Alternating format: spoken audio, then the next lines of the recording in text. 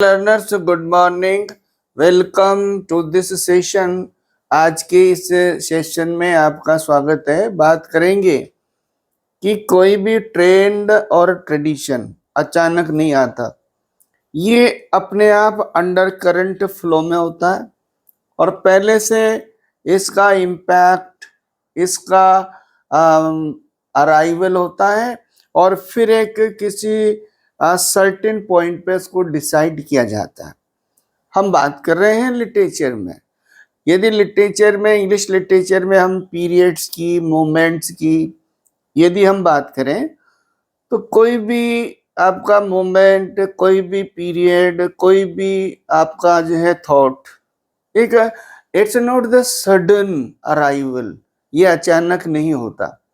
ये पहले से इसका स्ट्रीम स्लो चलता रहता है और फिर एक इसका जो पीक पॉइंट आता है वहां से इसको डिसाइड किया जाता है। हाँ जी, हम बात करेंगे आज विक्टोरियन एज की बात करेंगे। आज विक्टोरियन एज को डिस्कस करेंगे।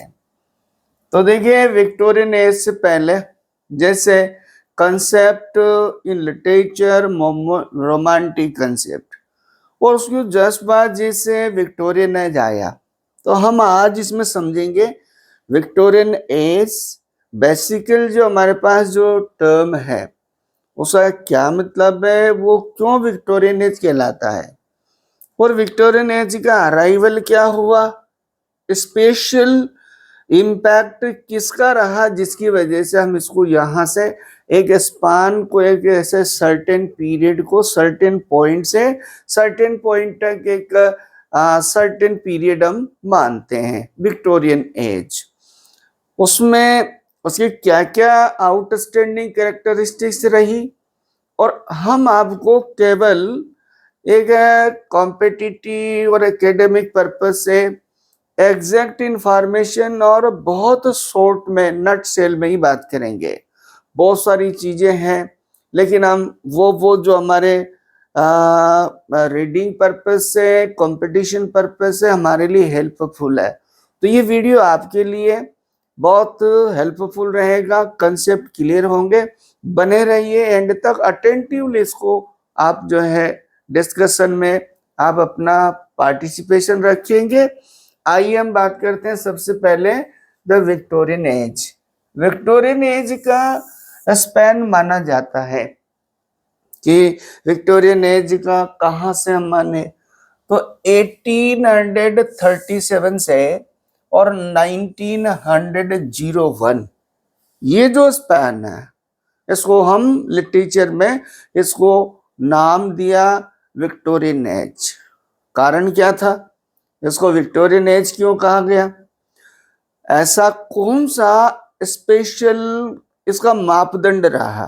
तो आप देखो, यदि पीरियड्स को, मोमेंट्स को कोई सर्टेन, या तो किसी स्पैन ऑफ किंग रूलर, उसके नाम से हम जानते हैं, पीरियड के नाम से कि यहां से यहां तक का पीरियड।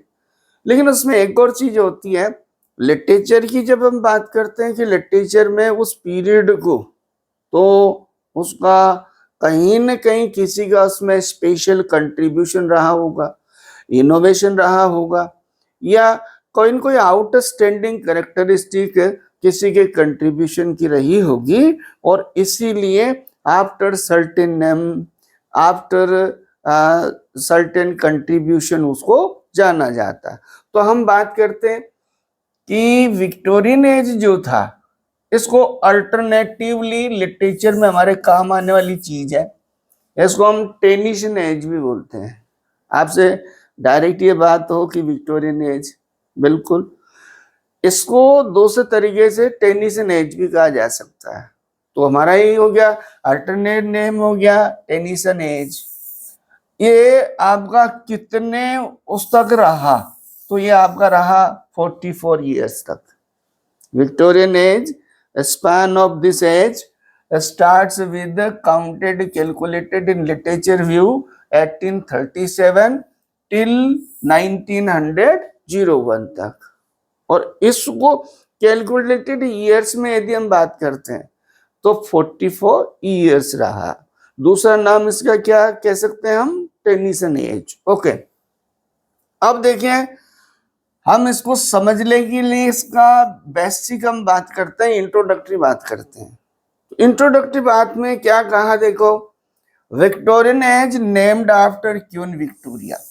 पहली बात तो queen Victoria, Victorian age queen Victoria के नाम से जाना जाता है। और क्यों जाना जाता है, वो ruled England during this period. This period, ये जो पीरियड है यहां से यहां तक इंग्लैंड में क्वीन विक्टोरिया ने रूल किया, वो वहां के साम्राज्य थी, उसका शासन था, इसलिए इसको क्या कहा गया, विक्टोरियन पीरियड कहा गया, विक्टोरियन एज कहा गया। She became queen at the age of 18। ये इंफॉर्मेशन हमारे लिए बहुत कॉम्पिटिटिव पर्पस है, लिटरेरी पर्पस से याद रखने की है कि कितनी एज में वो रानी बनी, वहां की साम्राज्ञी बनी। तो ये कहा कि became queen at the age of 18 years, 18 वर्ष की। और इसका जो शासन रहा 1800 से 1901 तक रहा। ये इसका जो पीरियड है, लिटरेचर व्यू से, प्रोग्रेस इंडस्ट्री व्यू से, साइंटिफिक प्रोग्रेस व्यू से और सोशल कल्चरल, इन सारे व्यू से एक स्पेशल अपना योगदान रहा, कंट्रीब्यूशन रहा। ये हिस्ट्री में, इंग्लिश हिस्ट्री एंड लिटरेचर में, हिस्ट्री इतिहास में और लिटरेचर में एक आउटस्टैंडिंग इसका अपना रोल रहा। This age witnessed major political, social, scientific and industrial changes. Basically यदि हम बात करते हैं कि मेनली क्या क्या इस एज में रहा, तो इस एज ने एक तो राजनीतिक बहुत चेंजेस देखे, सोशली बहुत चेंजेस हुए, इंडस्ट्रियल सबसे मेन जो था, साइंटिफिक और इंडस्ट्रियल। पहले साइंस का कंसेप्ट आया और साइंस कंसेप्ट के साथ ही क्या हुआ, इंडस्ट्रियलाइजेशन बढ़ा और उसकी वजह से बहुत सोशल चेंजेस हुए। ये इसका मेन कारण रहा। ये चार चीजें deeply influenced English society and literary work. अब दो बातें रही भाई, जब हम ये बात कहते हैं literature is the mirror of the society. Literature क्या है, लिटरेचर समाज का एक दर्पण है।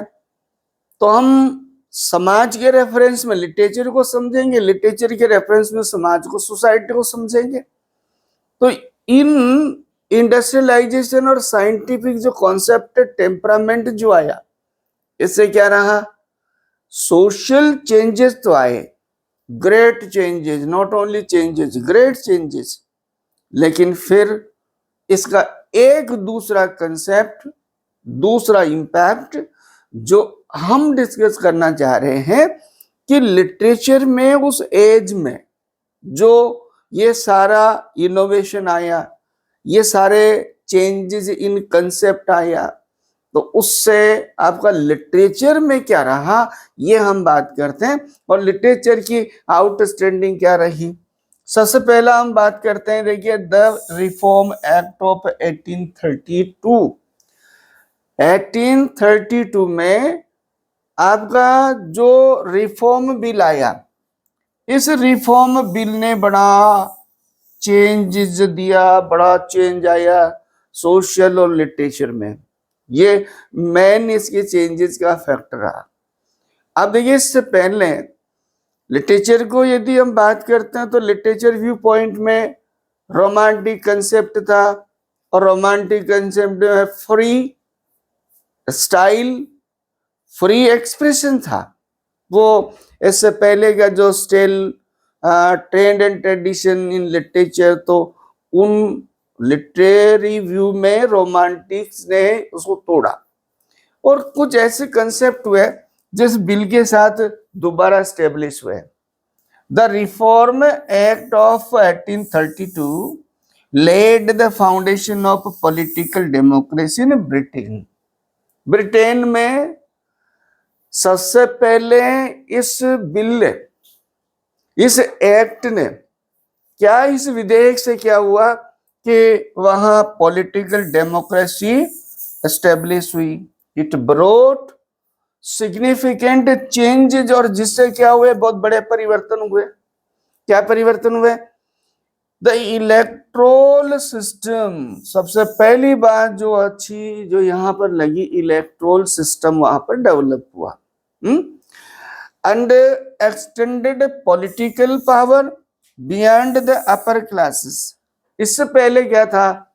इससे पहले उस सोसाइटी में यह था कि अपर क्लासेस के अंडर पावर ही डेमोक्रेसी मीन्स वहां का रूल था, सिस्टम था. लेकिन इस बिल के बाद क्या हुआ कि ये जो है अपर क्लासेस के हाथ से निकलकर और मिडिल क्लासेस के पास भी ये पहुंचा. दैट मीन्स ये हुआ कि इसके बाद वहां पर सभी की भागीदारी बढ़ी, सब अपने आप में स्वतंत्र तरीके से पार्टिसिपेशन बढ़ा. तो क्या हुआ, किंग्स और क्वींस, जो रॉयल ब्लड, ही इसके अंडर क्लचिंग होता था पूरा रेन किंगडम्स, तो वो उनके हाथों से निकलकर किसकी वजह से? इलेक्ट्रोल सिस्टम की वजह से, चुनाव सिस्टम की वजह से, इलेक्ट्रोल की वजह से. और क्या हुआ, दे year 1832 is considered the beginning of a new era in English society and literature. अब दो चीजें ध्यान रखने की है, इंग्लिश सोसाइटी में और लिटरेचर में, दोनों में ये 1832 ये जो एरा था, ये अपने आप में एक बहुत बड़ा चेंजेस था. कैसे? पहली बात तो सोशली हम बात करते हैं तो upper classes to middle classes due to electoral की वजह से, चुनाव की वजह से, जो ब्लू ब्लडेड, जो clutching of the rule and ruling जो था, वो उन लोगों तक भी पहुंचा. और वहां पहुंचा तो क्या था, लिटरेचर जो कोर्टियर था वो कोर्ट से निकलकर फ्री हुआ. उसमें अपर क्लासेस के हाथों से निकलकर का मिडिल क्लासेस में भी लिटरेचर पहुंचा. ये इसका मेन चेंज था. अब हम बात करते हैं हमारे कंपटीशन व्यू से, हम बात करते हैं एग्जाम व्यू से बात करते हैं. तो ये जो पूरा पीरियड 44 इयर्स का था, 44 इयर्स का, 1832 से 1901 तक, ये जो पीरियड था, इस पीरियड को 1837 से 1901 जो ये एज था, इसको हम लिटरेरी व्यू में बात करते हैं. जिसके फेजेज, इसके फेजेज बेसिकली 2 फेज इसके माने जाते हैं. ये हमें ध्यान रखना है, ये जनरली पूछ लिया जाता एग्जाम में, नेट सेट है, आरपीएससी है, इसमें जनरली पूछा जाता. तो क्या है, इसको 2 उसमें बांटा गया. एक तो आपका अर्ली फेज, और अर्ली फेज में अर्ली विक्टोरियन पीरियड आपका 1832 से 1870 तक इसका पहला फेज माना गया. दूसरा लेट विक्टोरियन पीरियड 1875 से 1901 तक इसका सेकंड फेज माना गया. हल्का सा इनमें चेंजेज और हल्का सा इसमें वेरिएशन आएगा. इस बेस पे इसको 2 फेजेस में बांटा गया. ये आपको ध्यान रखना है. आपका जो अर्ली फेज है कहां से कहां तक, और आपका जो लेट फेज है वो कहां से कहां तक. अब देखो, यदि हम बात करते हैं कि द रिफॉर्म बिल जो 1832 में जो आया, इससे क्या हुआ भाई, बड़ा चेंज हुआ. तो बड़ा चेंज में क्या चेंज हुआ, हम बहुत नटसेली हम बात करें तो सबसे पहली बात तो आपको समझ में आ गया, transferred political power from upper classes to the lower middle classes. ये सबसे बड़ा परिवर्तन हुआ. जो हम इंट्रोडक्टरी पार्ट में भी बात कर रहे हैं। क्या हुआ, सबसे पहला ये हुआ कि इस बिल के आने से, इस विधेयक के आने से, इसके पास होने से वहां क्या हुआ, पॉलिटिकल पावर अपर क्लासेस के हाथों से निकलकर लोअर मिडिल क्लासेस के हाथों में आया। जैसे आप इसको थोड़ा यूं समझ सकते हैं अपन कि वहां पर जैसे हमारे यहाँ हम आजाद हुए, इंडिया फ्री हुआ, उससे पहले अंडर ब्रिटिश गवर्नमेंट, तो ब्रिटिश गवर्नमेंट का रूलिंग था। ऐसे वहां पहले आपका ट्रेडिशनल परंपरागत साम्राज्य चलता था, रॉयल फैमिलीज के हाथों में साम्राज्य होता था। लेकिन जब इलेक्टोरल बिल आया और इलेक्शन सिस्टम जब हुआ, तो वहां क्या हुआ, काबिलियत के बिहार पे, परफॉर्मेंस के बिहार पे, वर्क बेस्ड जो performance to the society and respond of the society, they show it through elections. तो उसमें ये हुआ कि वो अपर क्लास के लोगों तक पहुंचा, लो अपर से क्या हुआ, लोअर क्लास और मिडिल क्लास के पास पहुंचा वो, तब सबसे बड़ा चेंज हुआ। फिर दूसरा हुआ स्ट्रेंथन्ड डेमोक्रेटिक प्रिंसिपल्स। इस बिल से क्या हुआ, स्ट्रेंथन्ड डेमोक्रेटिक प्रिंसिपल्स, प्रजातांत्रिक सिद्धांत वहां पर उनको ताकत मिली और डेवलप हुआ प्रजातांत्रिक वहां पर एटमॉस्फेयर बना। तो everyone started to participate politically and everyone, even the lower class, they were activist in the politics and economically they found themselves sound and this is the basic change। अब वहां जो हमारे चेंजेस आए, पहला तो ये तो रहा आपका द रिफॉर्म एक्ट रहा। अब दूसरा जो सबसे बड़ा जो इम्पैक्ट आया विक्टोरियन पीरियड के आने का, विक्टोरियन पीरियड में जो सबसे बड़ा चेंज आया वो है impact of science. Impact of science ने सोसाइटी को, सोशल जो आपका एरेना था वो उतना चेंज हुआ। क्या, scientific development weekend religious faith among educated people. Concept of science ने एक सबसे बड़ा काम किया कि ब्लाइंड बिलीफ इन रिलीजन, धर्म में जो ब्लाइंड बिलीफ थे, अंधविश्वास थे, अनलॉजिकल ट्रेंड एंड ट्रेडिशन थे, उनको जब एडुकेटेड लोग आए तो उन लोगों ने उसको एक्सेप्ट करना बंद कर दिया। ये साइंस का प्रभाव हुआ, बंद कर दिया। या फिर ये रहा कि logically rationally they started to think, और उन्होंने रेशनली सोचना स्टार्ट कर दिया। चार्ल्स डार्विन देखो, चार्ल्स डार्विन ने थ्योरी दी। सबसे पहले चार्ल्स डार्विन की थ्योरी आई।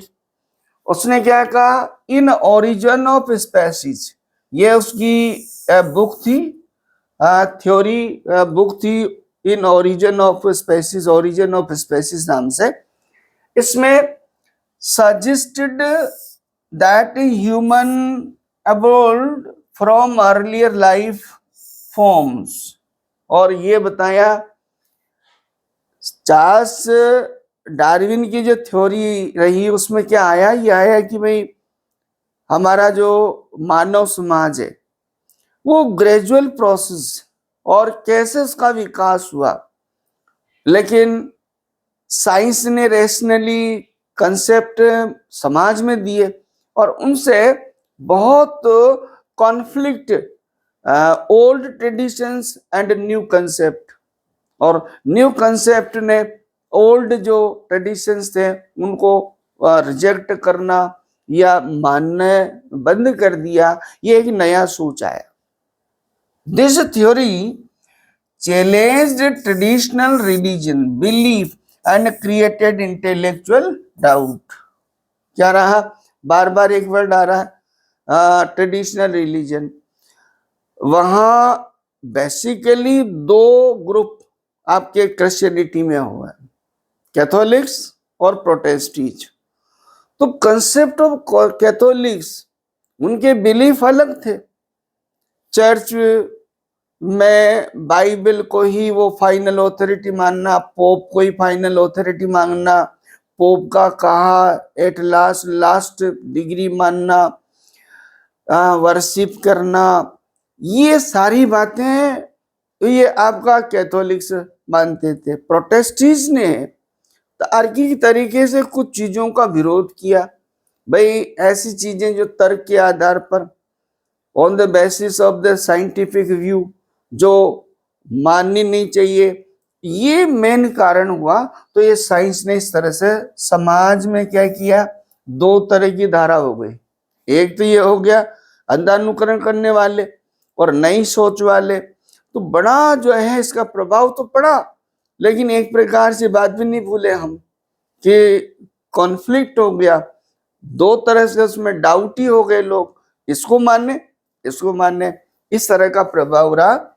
और परिणाम स्वरूप क्या हुआ, इसी का इंपैक्ट रहा। देखो, द इंडस्ट्रियल रिवॉल्यूशन। और क्या हुआ, साइंटिफिक कंसेप्ट ने क्या दिया, इंडस्ट्रियल रिवॉल्यूशन दिया।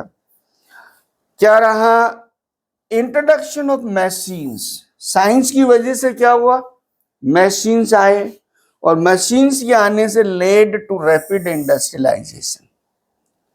साइंस ने कंसेप्ट ऑफ मैकेनिज्म दिया, मैकेनिज्म मशीनी आपका जो है, और उससे क्या हुआ, पहले के जो तौर तरीके थे, पहले के काम करने का तरीका था, उसमें गति बड़ी रैपिड, उसमें जो है चेंजेज आए। रैपिड क्या हुआ, इंडस्ट्रियलाइजेशन बढ़ा चारों तरफ, तो उससे क्या हुआ, change the old social structure.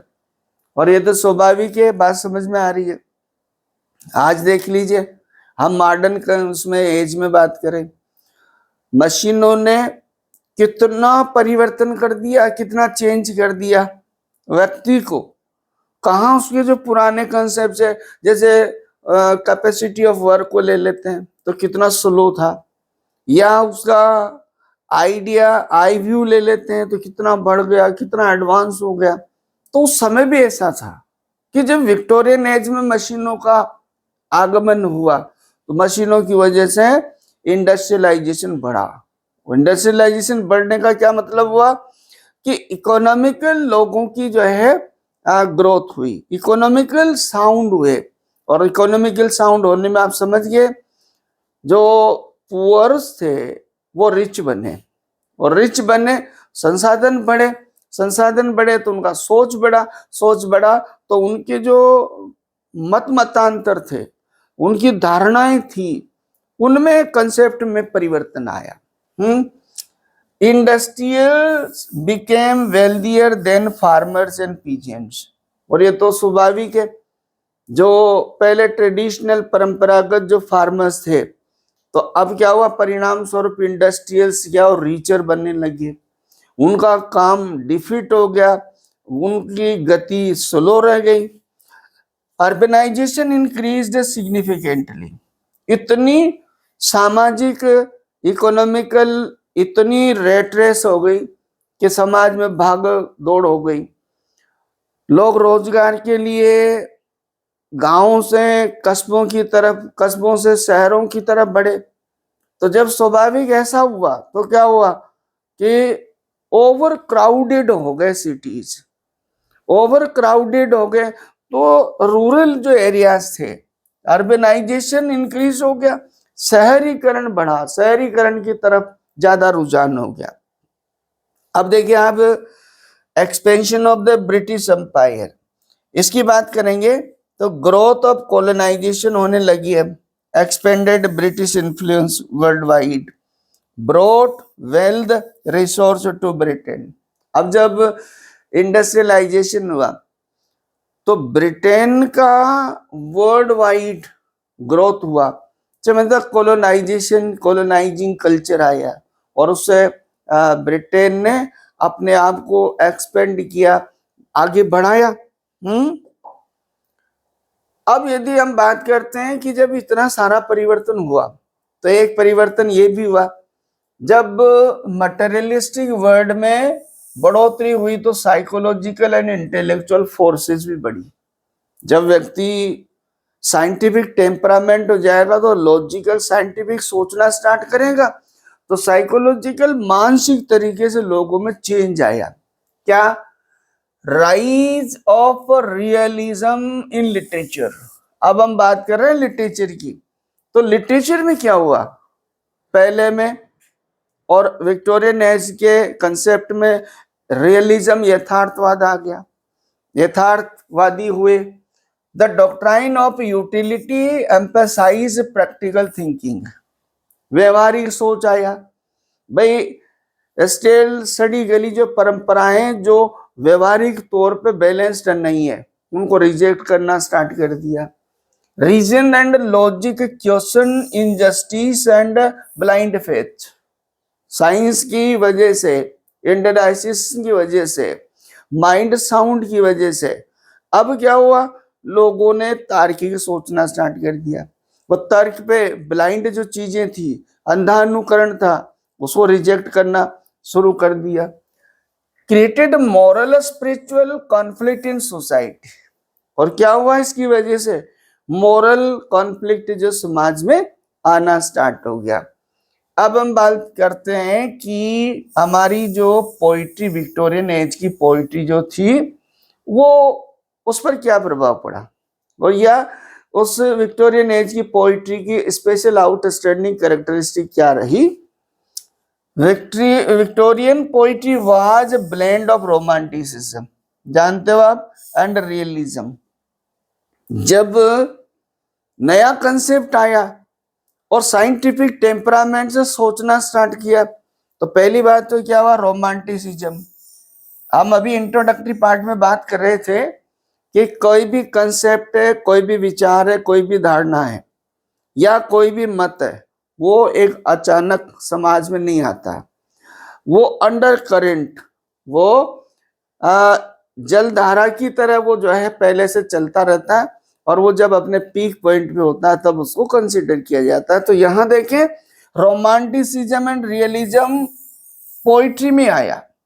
It reflected doubt, faith, morality and a social conscience.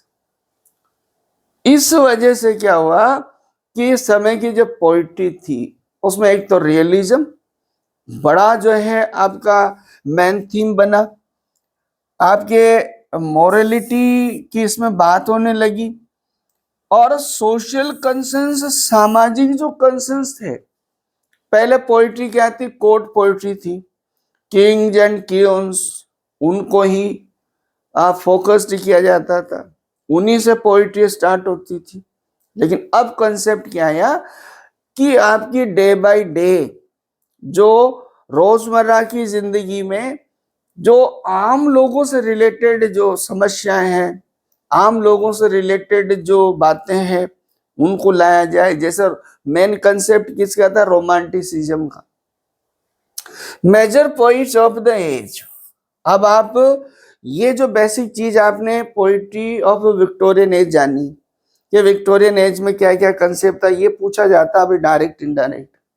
अब बात ये आती है कि इस समय के मेजर जो पोइट्स थे कौन थे। तो आपको ध्यान है, Alfred Lord Tennyson, Robert browning, Matthew Arnold और आपका हॉपकिंस, एलिजाबेथ बेन, ये सब आपके इस एज के पोइट्स थे।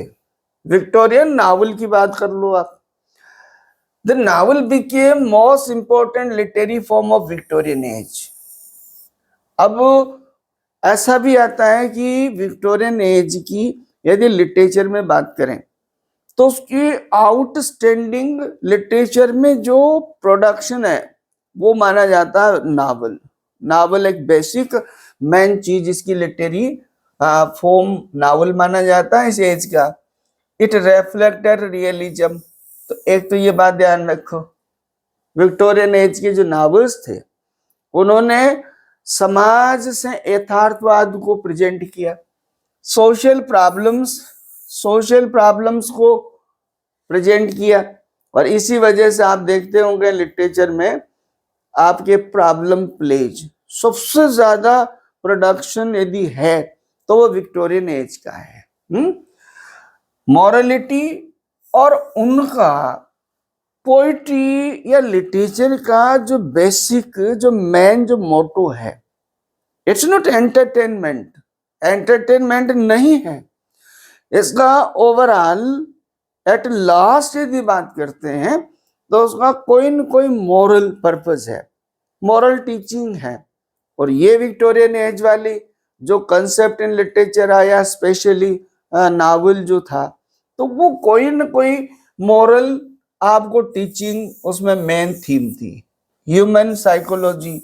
और चूंकि लिटरेचर क्या है, the mirror of the society, problem plays है, उसमें समाज की प्रॉब्लम को हाईलाइट कर राइटर या तो समाज के लिए क्वेश्चन छोड़ता है, जैसे समाज सोचना स्टार्ट करे, या वो अपना व्यू देता है दैट ये इस तरह से डील होना चाहिए, this this this this that, ये तो ये सारी चीजें इस समय नॉवेल्स में थी। अब हम बात कर लेते हैं types of Victorian novel.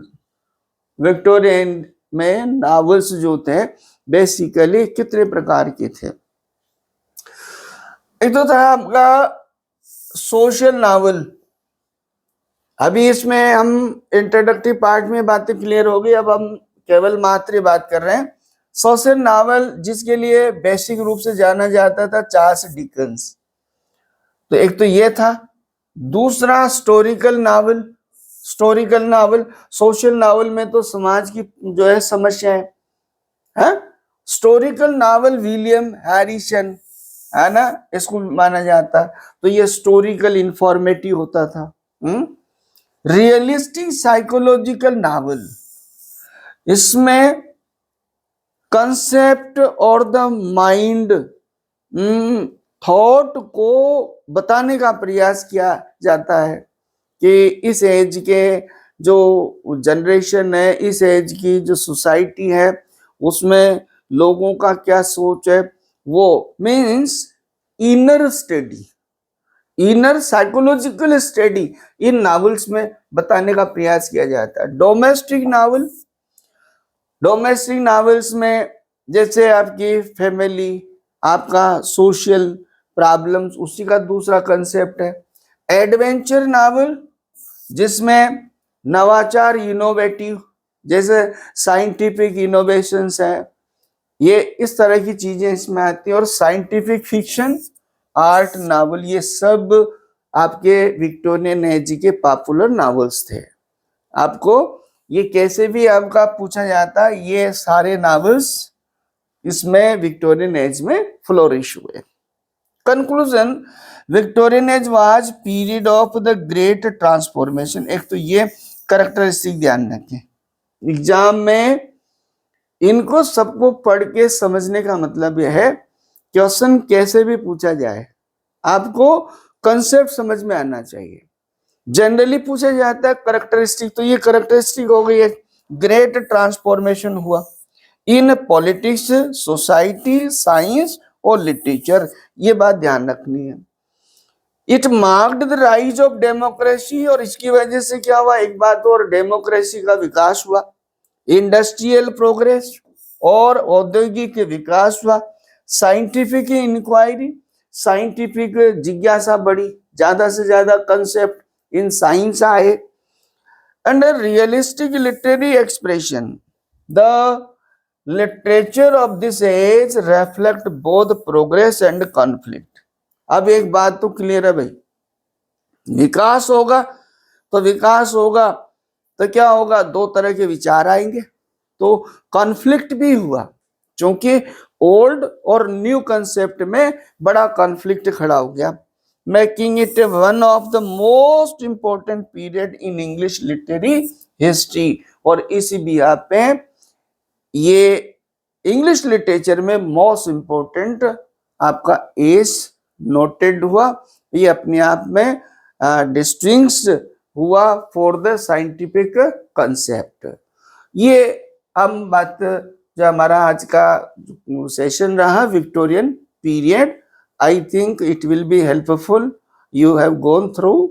Will meet you in next video. Thank you.